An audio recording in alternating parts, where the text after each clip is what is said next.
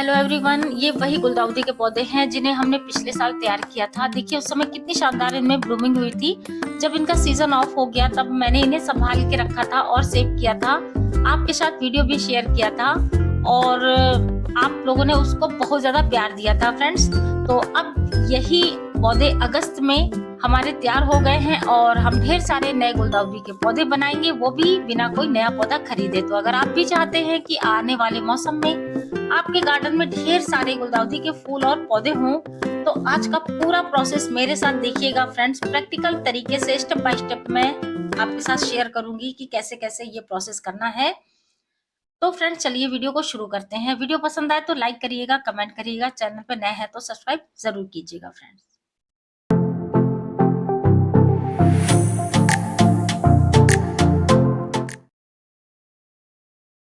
गुलदाउदी को ग्रो करने के लिए फ्रेंड्स जुलाई से लेके अगस्त सितंबर तक आप गुलदाउदी की कटिंग्स को ग्रो कर सकते हैं, क्योंकि इनमें जो है मौसम बहुत ज़्यादा अच्छा होता है और नमी भी होती है।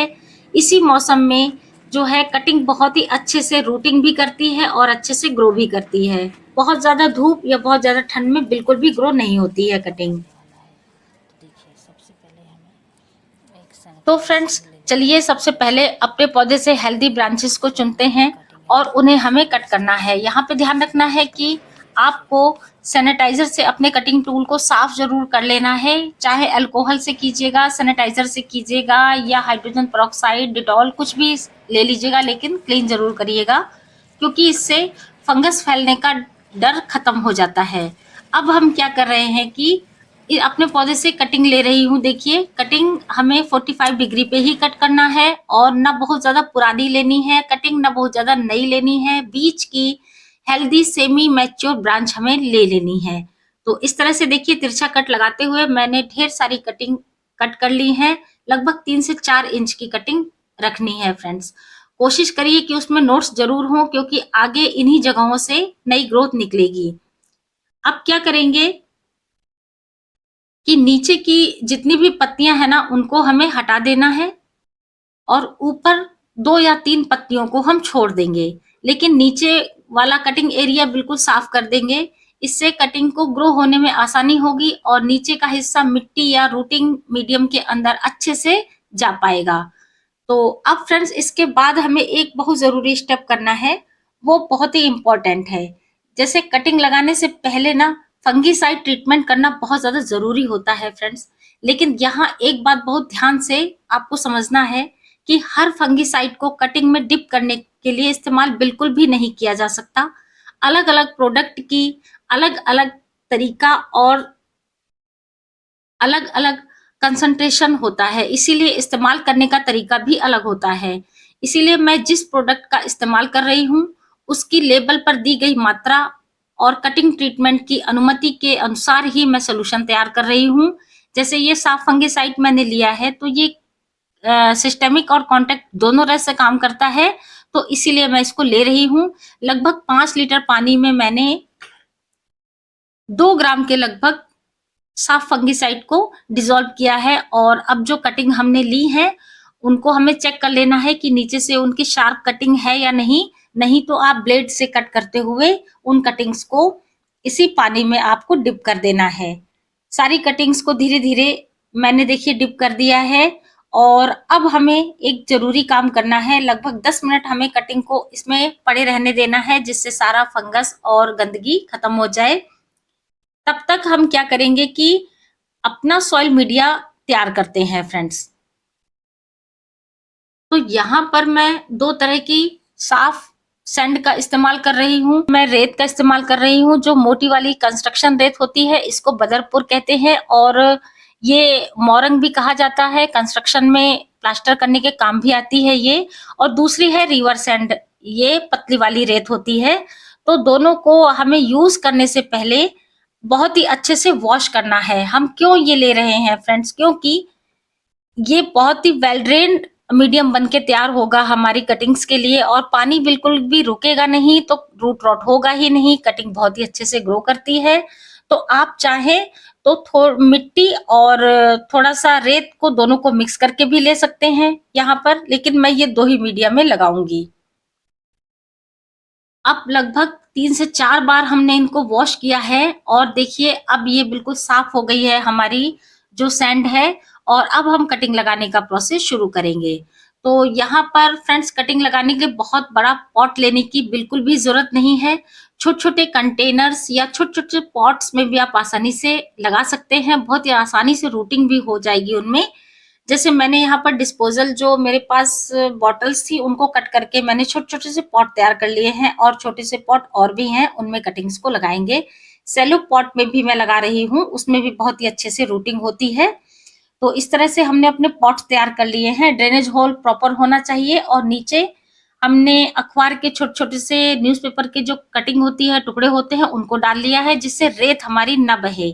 आप तो फ्रेंड्स अब आती है मेरी फेवरेट नेचुरल ऑप्शन की बात। तो ये है एलोवेरा, और मैंने देखिए इसे कट किया है अपने गार्डन से।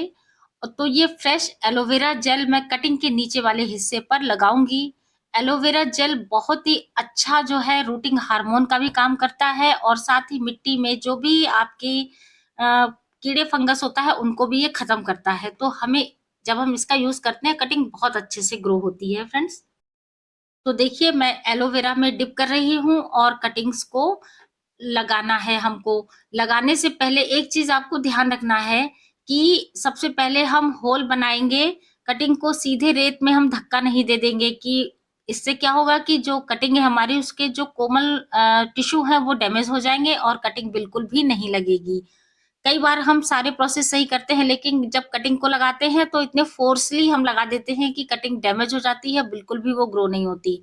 तो यहाँ पर ये ध्यान रखना है, पहले एक होल बनाइए, फिर कटिंग को फिक्स कीजिए और आस-पास की मिट्टी को 2 उँगली से दबा दीजिए अच्छे से। इस तरह से फ्रेंड्स देखिए कटिंग्स को हम लगाएँगे, और इसके साथ-साथ आप दालचीनी का पाउडर और हनी को भी आप लगा सकते हैं कटिंग में। हनी भी बहुत ही अच्छा वर्क करता है, और दालचीनी भी बहुत ही अच्छा वर्क करता है कटिंग को ग्रो करने में। अगर कुछ आपके पास अवेलेबल नहीं है तो आप किचन से हल्दी पाउडर लीजिए, उसमें डिप करके भी कटिंग को लगाया जा सकता है फ्रेंड।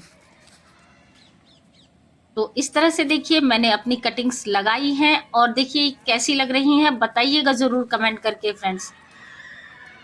और एक बात, वीडियो को आप अभी तक देख रहे हैं ना फ्रेंड्स, तो लाइक करिए और कमेंट तुरंत कर दीजिए, और नए हैं अगर तो चैनल को सब्सक्राइब भी कीजिए, क्योंकि आपका एक कमेंट, एक लाइक और एक सब्सक्राइब मेरे लिए बहुत ज़्यादा कीमती है फ्रेंड्स। तो अब बात करते हैं फ्रेंड्स कि कटिंग की सही लोकेशन, कि कटिंग को हमें कहाँ रखना है।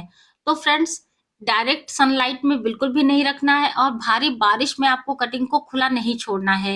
इसे ब्राइट इनडायरेक्ट लाइट वाली जगह पर रखना है जहाँ हवा का हल्का सा मूवमेंट हो, लेकिन तेज बारिश बिल्कुल भी ना पड़े। कटिंग्स को बार-बार पानी बिल्कुल भी नहीं देना है। जब ज़रूरत हो, ऊपर की सॉइल आपको सूखती हुई दिखे, तभी आपको इसमें पानी देना है। ज़्यादा पानी से रूटिंग की बजाय इसमें सड़न पैदा हो जाती है और कटिंग हमारी खराब हो जाती हैं। सबसे ज़रूरी बात फ्रेंड्स, कटिंग को बार-बार हिलाकर बिल्कुल भी नहीं चेक करना है कि कटिंग्स में जड़ आई या नहीं। लगभग 2 से 3 हफ्तों में आपकी कटिंग जो आपने लगाई है इसमें रूट्स डेवलप हो जाएँगी और नई-नई पत्तियाँ भी आने लगेंगी। तो बार-बार हिलाना नहीं है, अगर कटिंग हिलेगी तो बिल्कुल भी वो ग्रो नहीं होगी। तो यहाँ पे पेशेंस आपको रखना है। फ्रेंड्स अभी आप वीडियो को स्किप मत कीजिए, क्योंकि आगे मैं बहुत ही इंपॉर्टेंट प्रोसेस पर बताने वाली हूँ आपको। जो हमारा मदर प्लांट है उनको हमें किस तरह से तैयार करना है कि वो भरपूर फ्लावरिंग के लिए तैयार हो जाए और बहुत बढ़िया ग्रोथ लेके आए। तो फ्रेंड्स ये जो मदर प्लांट है ना, इनसे हमने इतनी सारी कटिंग ली है, और उन्हें अब हमें बिल्कुल भी ऐसे नहीं छोड़ना है। आखिर यही तो हमारा मदर प्लांट है ना। सबसे पहले इनकी सूखी और खराब पत्तियां को बिल्कुल हमें रिमूव कर देना है, और जो कुछ ब्लाइंड शूट्स भी होती हैं फ्रेंड्स, जो जिनके आगे आपको नई पत्तियां नहीं दिख रही हैं और ब्लैक पड़ गई हैं, उनको आपको बिल्कुल कट करके हटा देना है। इसके बाद जो मिट्टी है ना, उसके ऊपर जितना भी कचरा या फिर पत्तियाँ हैं, उनको आपको सबको हटा देना है। अब मिट्टी को धीरे-धीरे से हमें गुड़ाई कर देनी है। याद रखना है बहुत डीप गुड़ाई नहीं करनी है। क्योंकि इसमें शकर्स भी निकल रहे हैं, नीचे से छोटे-छोटे से पौधे गुलदाउदी के ग्रो हो रहे हैं, उनको बिल्कुल भी डैमेज नहीं करना है और बहुत धीरे से आपको गुड़ाई कर देनी है। इसके बाद फ्रेंड्स लगभग 2 चम्मच हमें नीम की खली लेनी है। नीम की खली बहुत ज़्यादा ज़रूरी होती है और उसके साथ-साथ वर्मी कंपोस्ट या पुरानी काऊ डंग मैन्योर आप ले सकते हैं। मैं यहाँ पर वर्मी कंपोस्ट ले रही हूँ। तो 2 चम्मच नीम की खली और वर्मी कंपोस्ट लगभग 2 मुट्ठी हमें अपने पौधे में डाल देना है। मिट्टी में अच्छे से डाल देना है गुड़ाई करने के बाद। इसके बाद आप चाहे तो पानी दे दीजिएगा, मगर मैं अभी नहीं दे रही हूँ क्योंकि हमारी सॉइल अभी गीली है। कल मैं इसमें वाटरिंग करूँगी। तो फ्रेंड्स इस तरह से आपको अपने पौधे की केयर करनी है। इसके बाद एक चीज़ और चेक कीजिए फ्रेंड्स, अगर आपके पौधे अगर इंसेक्ट लग रहे हैं या कुछ फंगस की प्रॉब्लम दिख रही है, तो आप तुरंत पहले नीम ऑयल का स्प्रे कीजिए। 5 ml नीम ऑयल, 1 लीटर पानी और 1 चम्मच या 5 ml ही आपको हैंड वॉश या माइल्ड डिश वॉश ले लेना है और सबको मिक्स करके अच्छे से प्लांट को स्प्रे कर दीजिए।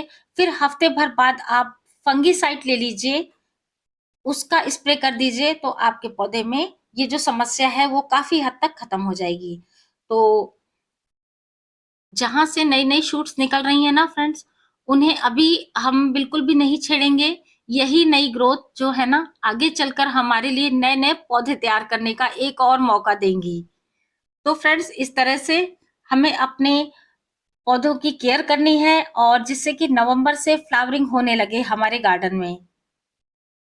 तो फ्रेंड्स एक ही मदर प्लांट से हमने कटिंग भी तैयार कर ली और अब मदर प्लांट को भी आगे की ग्रोथ के लिए तैयार कर दिया है।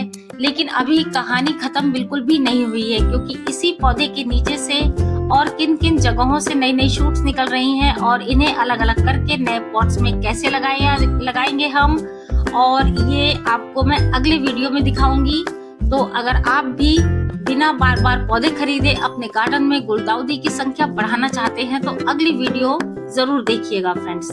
वीडियो अगर पसंद आई है तो एक लाइक जरूर कीजिए और चैनल पे नए हैं तो सब्सक्राइब जरूर कर दीजिए। मिलते हैं फिर किसी नए वीडियो में नई जानकारी के साथ। तब तक के लिए thanks for watching. Happy gardening.